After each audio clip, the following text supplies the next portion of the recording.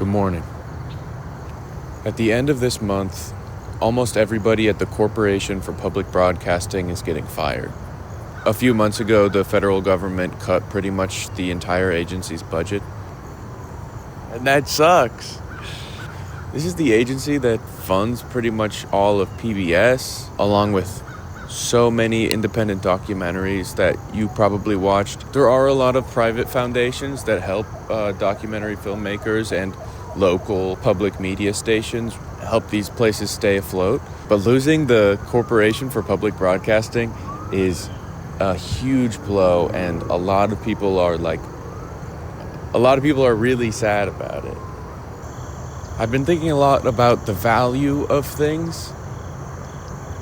Not just this video is more specifically about art, but it's not just that our country is devaluing things by gutting federal agencies. It's also just that the way things work on the internet inherently makes certain things less valuable.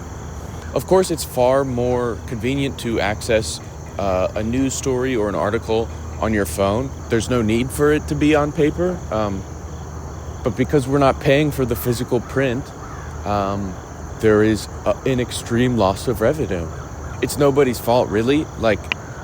Media just evolves. But as a result of that, if you are writing, if you're taking photos for a magazine, even if you're an ad salesman, that work has been devalued because writing is accessible at a near infinite scale of supply.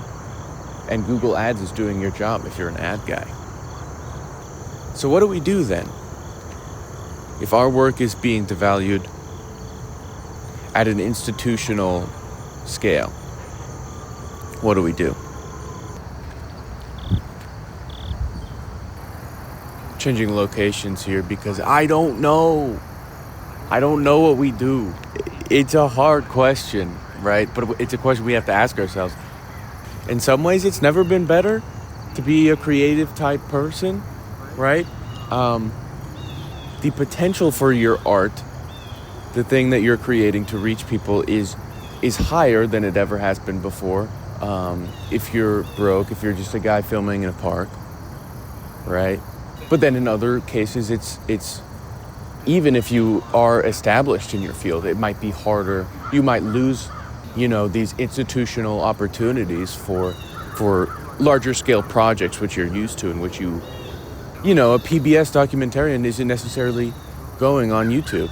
If you are making a documentary, you are a team of 2 or 3 people, right? As opposed to you're the locations coordinator for the whatever of the whatever in this.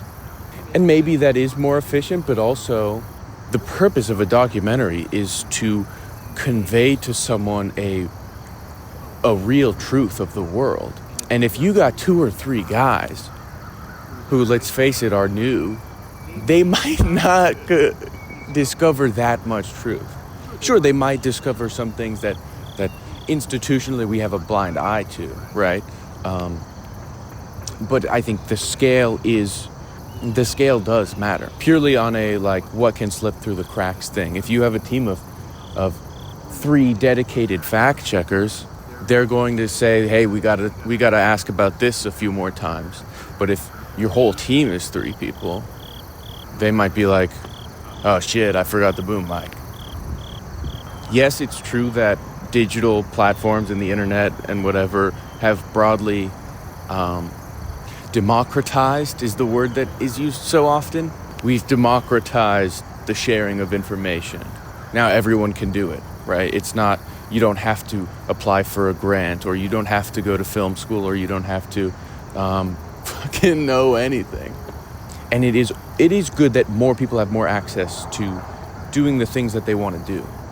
But there is something to that, which is deinstitutionalization democratization? Huh? Is the lack of an institution for a work of art or for a career the same as making it accessible? Institution might be like a scary term, but I think that there's value in experts in their field determining largely what the great bodies of work have been. This might come across as authoritarian. I don't intend it to be. Of course, there's going to be like pushback against institutions because they become old and they become inefficient and they become and they get in their own way, right? But the first person to become a welder had to try so much harder than the second guy who became a welder.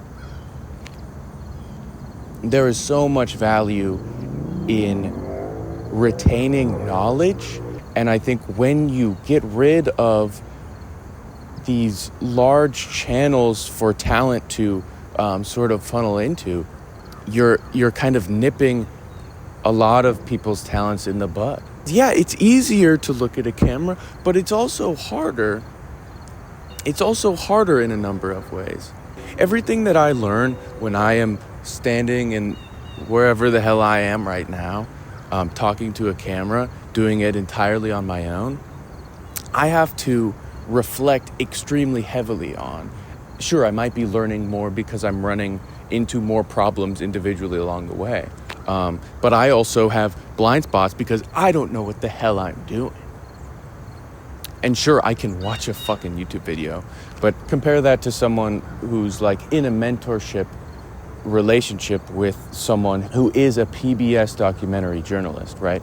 They might in some ways learn slower because the first 3 months might be just rapping chords, right? But in other ways, they are going to learn so much faster because they have someone on their back to say, this is why I do this specific thing. You're still running into learning opportunities. And I think that having experts around you is so much more valuable than being able to fucking post on social media. So if we are in this period of institutional decline, where do we go from here is the question, right? And that's the hard question. That's the one that's going to pay your rent. I'm not an anthropologist. I'm sure to an extent institutions probably rise and fall on their own somewhat naturally.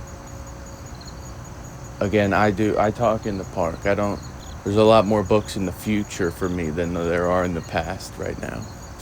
But I imagine that we have to start to rebuild these institutions. Artists are stronger together, but also stronger if there are social mechanisms which make art important. And you know instinctively that it is. I have friends who are starting magazines. There are institutions that come out of that. I do think that being local is important. Even if you have 50 people that you're like, we all acknowledge that this work of art is very important. If you put that on the internet, it is competing with a global scale of creative output.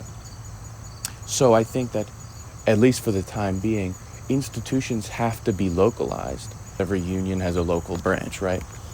I think that's what we have to do. We have to make places, just places to share, and to look another person in the eye and say, what you're doing is valuable to me. And if we do that enough, maybe the Corporation for Public Broadcasting is going to come back. I don't know.